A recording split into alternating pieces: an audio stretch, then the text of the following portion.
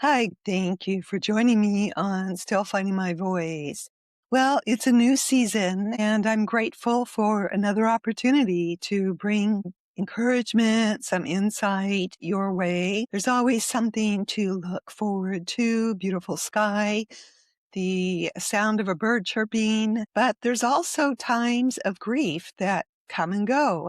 And as I've mentioned in last season, grief and joy can coexist. And boy, does it ever. The first season, I experienced a loss of my dear friend Tiffany. And this season, our families experienced a loss as well. Today, I was full of joy, even though I'm experiencing grief. Just want to encourage you, if you're going through a season of transition, unexpected situation, learning lessons. Boy, we always have something to learn, right? I always have something to learn. That you're in the right place. Last season, when I first started this podcast, I mentioned that it would be for 60 and over.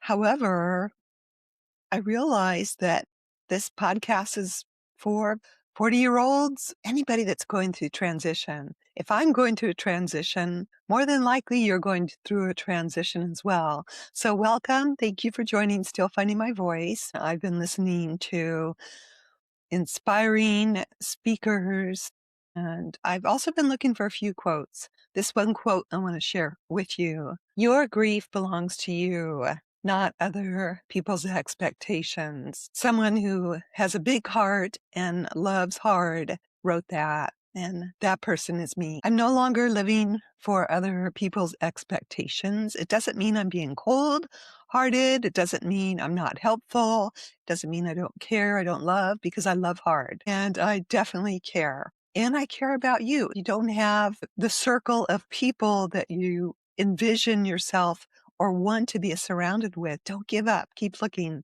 They're out there. It can be a little intimidating to go out and start searching for people to communicate with, to just do life with. And I've lost many people over the years. And this episode really isn't about grief specifically, but encountering grief, it makes me reevaluate my life. I'm really inspired and grateful for the journey that I'm on.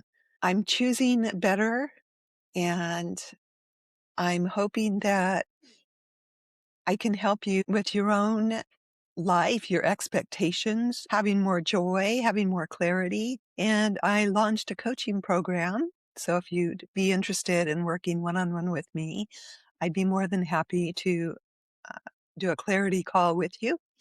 And I'll add that information in the show note. Welcome back to Still Finding My Voice. I'm really grateful you're here. I'm Lynne, and today's episode really feels personal. I think something finally clicked for me, not just about this podcast, not just about I'm starting a coaching program, but about what I've actually been trying to say this whole time. For the last several months, I've been building this coaching framework and really thinking about confidence, visibility, fear, and why so many people hold themselves back, me included. And the more I thought about it, the more I realized this isn't really about being confident. It's about feeling safe enough to participate. That's different. Now, whether you hold yourself back or you feel intimidated, I start realizing how many people are emotionally hiding. And it's not because they're lazy, they're weak, not because they have nothing to say, but they're afraid of perceived embarrassment. That's the key, perceived. That line hit me hard because I think so many of us know what it feels like to overthink, to shrink, to stay quiet, turn the camera off, hold back our opinions, or rehearse what we want to say 20 times before we finally say it. And honestly, I've done all of it too. Confidence isn't what I thought. For a long time, I thought confidence meant becoming fearless. Well, that hasn't happened. And like one day you magically arrive at this place where you're polished and brave and never awkward again. Well, that hasn't happened either. But I don't think that anymore. I think confidence is built by just showing up, showing up awkward even, by participating before you feel fully ready, by speaking before your voice completely stops shaking, by letting yourself be seen before you feel polished. And maybe that's why so many traditional confidence messages never fully connected with me.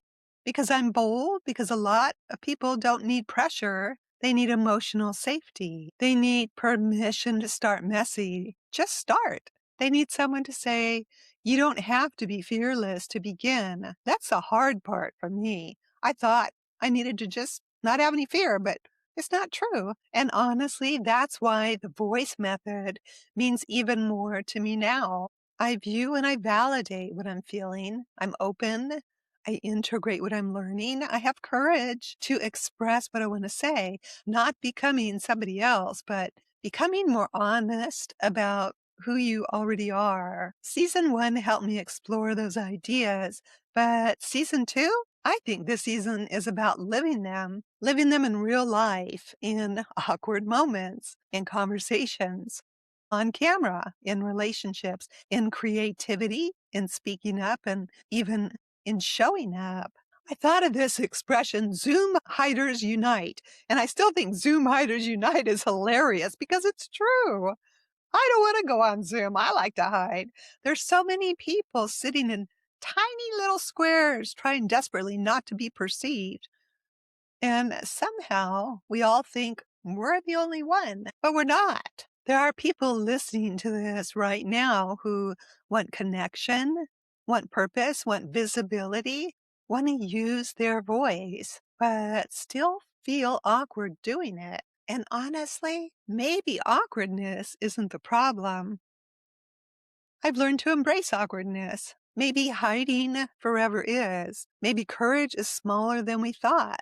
Maybe courage looks like turning the camera on just for 60 seconds, asking one question, maybe posting imperfectly, speaking before overthinking, or simply showing up when part of you wants to disappear. So if you're hiding in a Zoom meeting, hoping nobody says, let's introduce ourselves. I see you.